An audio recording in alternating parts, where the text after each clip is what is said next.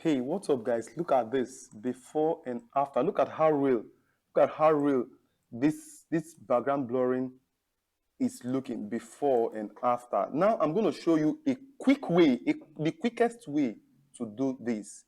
Okay, so this is Genic from Genic Academy. So I will advise you stick to till the very end of this video because you're going to learn a lot of value and the quickest way to do this, and it will still look very, very real. Okay, so without wasting of time, so I will just start out by deleting the one I've already worked on. So I'll duplicate my layer by dragging it and dropping it on that plus icon to duplicate it. Okay, so what I'll do next is to select my subject, then select my background separately, then separate my background from my subject. So I'm going to teach you the quickest way to do it. So I'll advise you hit on the subscribe button and subscribe to this channel and turn on the notification bell. So whenever I drop a new video, you'll be the first person to be notified. Okay, so now you go straight to your selects and click on subject to select your subject. So Photoshop will help you to select the subject very, very fast. So it might not really be accurate. So you take your polygonal lasso tool to add to selection or subtract from selection. Now, the parts that is supposed to be selected, that is the subject, you would add it to selection. Look at this plus icon here. Look at it. Watch the cursor. Look at the plus icon. That is this. This is add to selection. Now, this is subtract from selection. All right. So now we're going to be adding this part now. So okay, so you add this to selection. So you add this to selection. All right. So make sure you select it accurately. Okay. All right. You look at it very well. If there's any place that is not selected, so you add it to selection. All right. So I told you we're going to be very, very fast with this video. Okay. So, all right. This one is to subtract from selection. This small part here. Subtract from selection. Okay.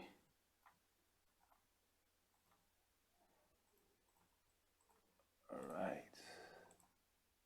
So this is for outdoor pictures.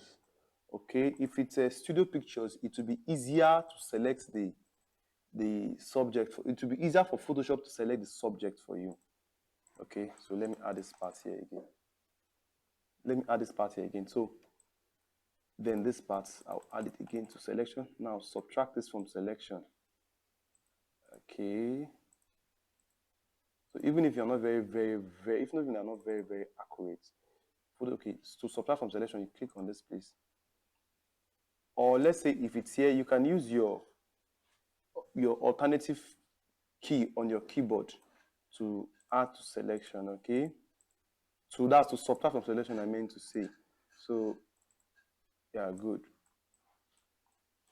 Okay, so this place is okay. Check it properly. Now let me subtract this from selection also by holding my alternative. Okay. So you have to do this carefully, okay? This is the only part that is kind of bit difficult. So you just need to master how to use your tools, your selection tools. So you can actually use any of these tools as well. So I think I'll be dropping another video on how to select subject, a comprehensive video using different tools to select subjects. So just make sure you subscribe to this channel, and when we upload any video, you'll be the first person to be notified. Okay, so now we are subtracting from the selection. Good. So we add these parts to selection by selecting it. Okay. Okay, subtract from selection. All right. So this is good. Now our selection is perfect now. So what we'll do now is to feather it. Right click and click on feather. Okay, I will make it just 2. Hit OK. Now you are getting you want to get your subject now from this background layer. So what you just need to do is just to press Ctrl J on your keyboard. Now you've gotten your subject alone. So let me name it subject. Let me name it subject just to for the tutorial so that you understand it very well. Okay, now what you do again, you right click on this image here again, then you see load selection. Okay, click on OK. It will help you to select it again.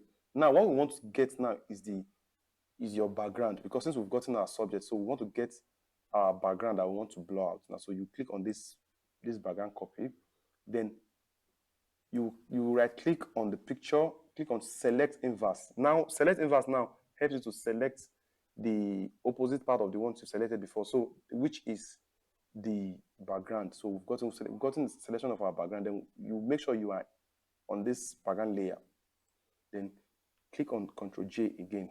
So if you look at the image now, if you look at the layers now, we've gotten the background layer alone. So I'll just rename it to background. Okay. So we've gotten our background layer, we've gotten our subject layer separated.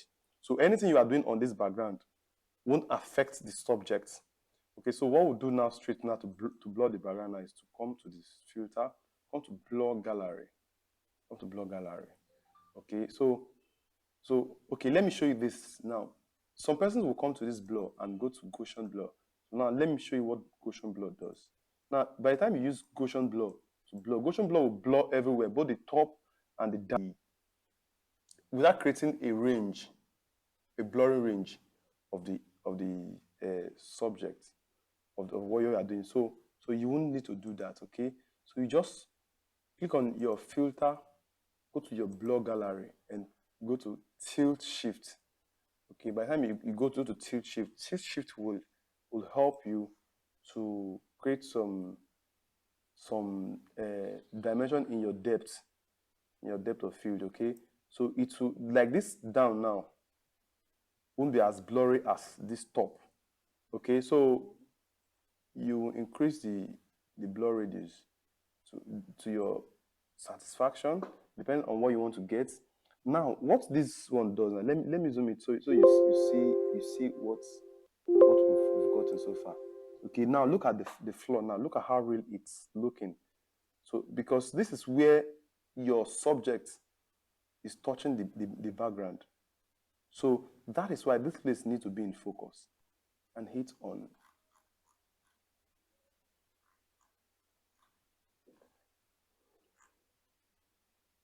Okay, just hit on your OK. And boom, look at what we've gotten. Look at what we've gotten. Look at how real the background is looking. Okay, so it's very, very good when you want to do this. You separate your subject from your background, because like if you want to do like color grading now, you can color grade only your background. Like for instance, there's a video I taught color grading with using your selective color. Just a quick way of doing your color grading. Let's say we want to color grade now. Look now, so it won't affect your it won't affect your subject. You can color grade the background separately. Then by adding your adjustments, your color grading adjustments here for the background. Now, if you want to color grade only for the subject, you can come here and do whatever thing you want to do. Let's say you want to color balance and do whatever thing, anything you want to do. Now you can just right click on it and click on clipping mask to clip it on just the subject. Okay, if you learned something new in this video, please hit on the like button, like this video, comment what you want us to drop next, and also hit the subscribe button and turn on the notification bell to get notified whenever we drop any new video. So look at the before and after. Thanks for watching today's video. Have a nice day.